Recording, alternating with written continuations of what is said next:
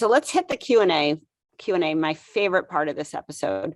Question number one, what would be an appropriate and professional way to ask if an internship can possibly lead to a job offer? And ask this during the interview. Is this something I should and shouldn't ask?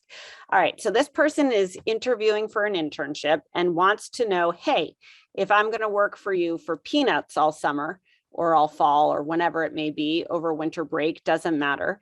Is this job going to turn into a full-time position? I think it is completely okay to ask that question.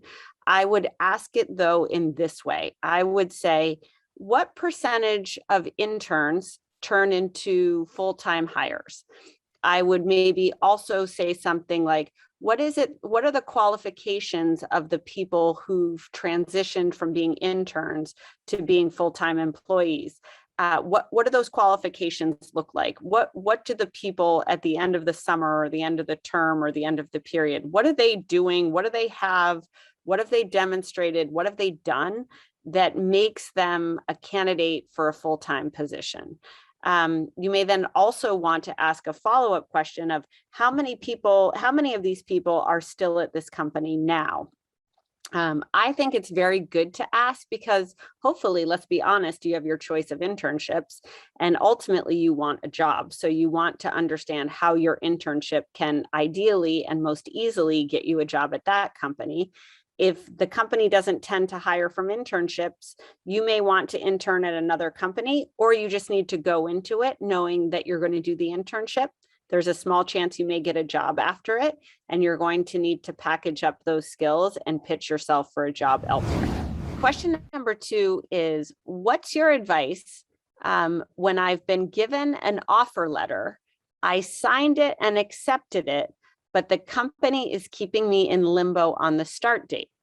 I put in my 2 weeks for my previous job, but I'm on one of my last days and I'm concerned that there's no start date for the new one. Yikes. I think this is a problem.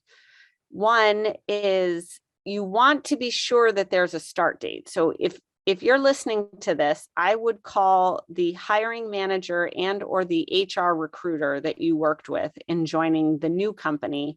And I would say, hey, is this just an oversight that there isn't a start date, or is there a delay on the start date of this position? I think it's really bad form that this company has put you in limbo. You're literally about to be in limbo. It's not like if the start date gets pushed out 3 months that you can go back to your last job. I think your previous manager might have a problem with that.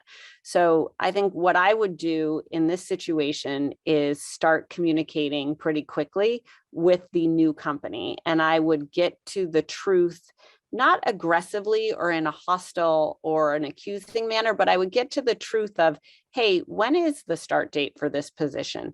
Is there a problem? Is there a reason behind this delay?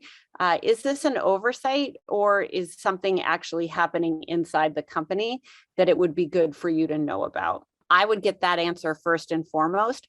Once you have that answer, hopefully it's just an oversight and you'll start lickety split. Maybe you'll get a week on the beach in between.